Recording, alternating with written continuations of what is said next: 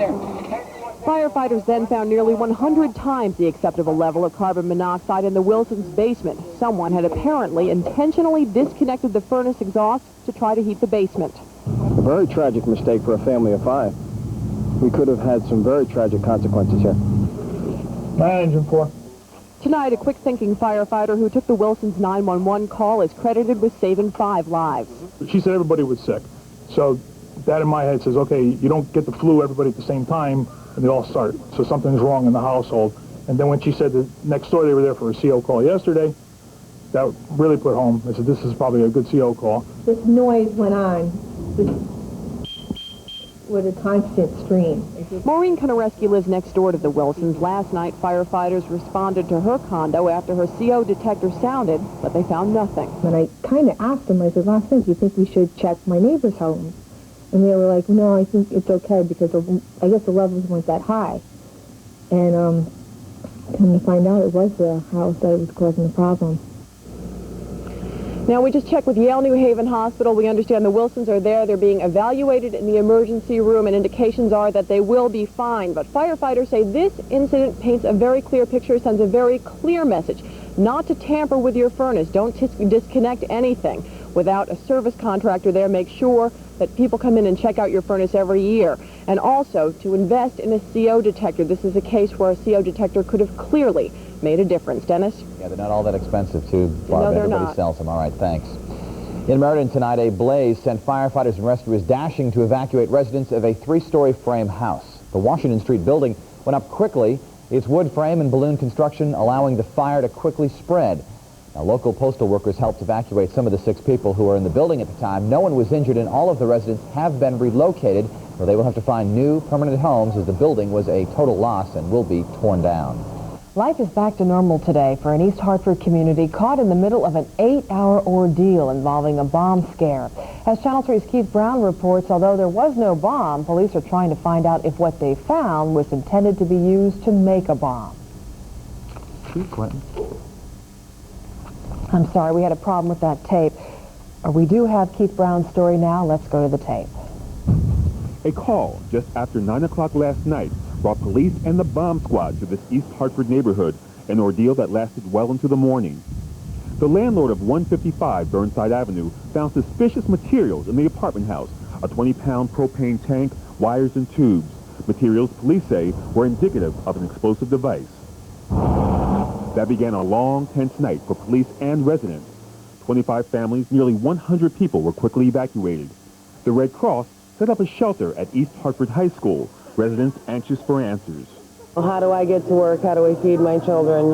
And when can I go home? And after 7 hours, police had some answers. We did not find any bombs. We did find material that leads us to believe that there is something suspicious going on in this residence. Then the search shifted to the parking lot of the AAA diner, to the suspect's car, a brown Ford Fairmount with Virginia tags. Police say the materials found in both the apartment and the car could be used to manufacture bombs. Police arrested this man, 37-year-old Veos Harbos. He was charged with interfering with a police officer and is still a suspect. What were you planning on doing with the materials in your house? It's not electrical materials. It's not anything. Harbos says they were electrical materials. It's not anything. Residents were allowed to return home at 5 o'clock this morning after a long night away from home.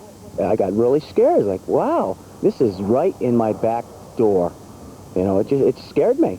The investigation will continue until police can find out whether the materials found here were actually used to make bombs. In East Hartford, I'm Keith Brown, Channel 3, Eyewitness News. O.J. Simpson will not take the stand today in his civil trial. Attorneys for the victim's family spent most of the day challenging the credentials of a key Simpson witness. At issue whether a photo of Simpson wearing the now famous Bruno Magli shoes was real or a fake. Meanwhile, a judge is set to rule later this afternoon on the custody of Simpson's children. Sydney and Justin, now 11 and 8, have been living with the parents of Nicole Brown, Simpson's ex-wife, following his acquittal. Simpson is now suing for custody. Eyewitness News has learned that the decision could be made public as early as 6:30 our time tonight. And just in time for Christmas, President Clinton has finalized his cabinet choices. Today, Mr. Clinton announced Transportation Secretary Federico Pena will be shifted to run the Energy Department. Rodney Slater, the current Federal Highway Administrator, will replace Pena. The president also nominated Alexis Herman to become the new Labor Secretary. And Andrew Cuomo, the son of former New York Governor Mario Cuomo, has been nominated for Housing Secretary.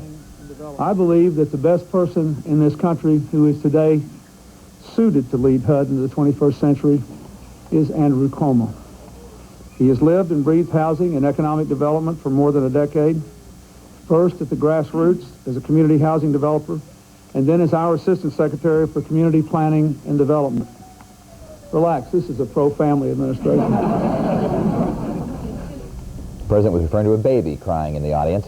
All 4 nominations must be confirmed by the Senate. In an effort to avoid a repeat of the hazing scandal, the Citadel will put adult officers in all barracks overnight to keep an eye on things. The administration of the formerly all-male military academy says it's important to restore some order and discipline. 2 female cadets say their clothing was set on fire and that they were pushed around with rifles and forced to drink alcohol. Meantime, the sex scandal at a military installation in Maryland is widening tonight. The Army drill sergeant accused of raping 3 female recruits has now been charged with raping 7 other women. And that brings the total number of women who have accused Delmar Simpson of sex crimes to 15. And officials at the Aberdeen Proving Ground say there could be more finger-pointing. Simpson is being held in Quantico, Virginia, pending an investigation. He's expected to be court-martialed early next year. First Lady Hillary Rodham Clinton wants to lead by example. She's donated the proceeds from her book, It Takes a Village, to children's hospitals around the country. Mrs. Clinton says she hopes the donation will encourage others to do the same. Well, if you waited until the very last minute to send your Christmas cards, hopefully you mailed them out today.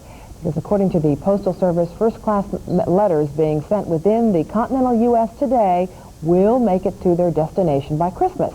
Now, some post offices are staying open late, so you may want to put a rush on your mail. I think I'm in trouble. Uh-oh. Some aren't going to make it. Well, still to come tonight on Eyewitness News, new research about breast cancer could help doctors warn women about the killer disease. Plus, a northern city lives up to its wintry reputation. Could this be headed for southern New England? Bruce is in for Hilton tonight. Bruce. Denise, we have temperatures in the teens already, 19 in Goshen. How low will that thermometer go? Well, we'll have the full forecast coming up. And coming up at 5:30, 2 illegal aliens here in Connecticut could hold the key to some credit card ripoffs. Here's what people in Buffalo, New York are going through today. A white Christmas came early to western New York as more than 2 feet of snow fell. Schools were closed and a stretch of the New York Thruway was shut down. And another foot of snow is expected this weekend. There's some heartache for Whitney Houston and her husband Bobby Brown tonight. The singer and actress has suffered a miscarriage, her second in 2.5 years. The Grammy-winning performer is now recovering at her New Jersey home. She and Brown have 1 child, Bobby Christina. The man who was perhaps the world's most famous astronomer is dead tonight.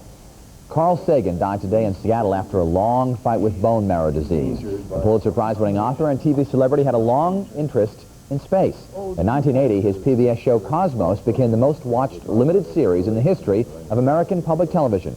Carl Sagan was 62 years old. Actually be pre-cancerous, and close to 30% of women with breast cancer.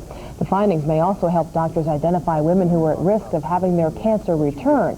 The study appears in today's issue of Science magazine. Americans understand the importance of exercise, so for years they have pounded, bumped, and stretched their bodies into submission. But as the baby boom generation ages and their bodies become more delicate, a new exercise routine has emerged that offers a kinder, gentler way to be physically fit. A year ago, Lisa Jensen suffered multiple concussions and massive chest injuries in a car accident. My trachea was pulled up so that I stuttered. My neck was frozen and very painful. It was very painful to breathe in and out. Lisa's breathing problems made aerobics impossible. Instead, she found a gentle way to strengthen her body with a conditioning program that's become the hottest workout trend of the 90s, the Pilates method. We're going to imagine that your skeleton is free of all meat and muscles. Pilates has been around since World War I, when Joe Pilates added springs to veteran beds to help with rehabilitation. The simple platform became known as the Universal Reformer and was a hit with dancers who wanted total body conditioning without bulk. I think there's a whole mind-body element here that's new, that's being embraced by the baby boomers and people of our age. And I think we're just tired of hurting ourselves. Exhale, tighten those abdominals down tight. The Pilates method focuses on the abdominals as the core of the body. Posture is realigned. The extremities are flexed and strengthened in a full range of motion. Once the body finds its center, the limbs and mind can move freely. Makes you taller, makes you feel better in your body. Lisa's body is slowly healing. Still an upward climb, but she's getting close to the top. The Pilates was a way that I could come back to my full strength, at my pace, one step at a time, very, very easily. She's the lady who took care of. Now, the Pilates method is spreading like wildfire across the country, we're told. There are now 200 to 400 studios nationwide. Sessions range from $40 to $80 an hour. For more information, we do have a toll-free number for you, 1-800-505-1990.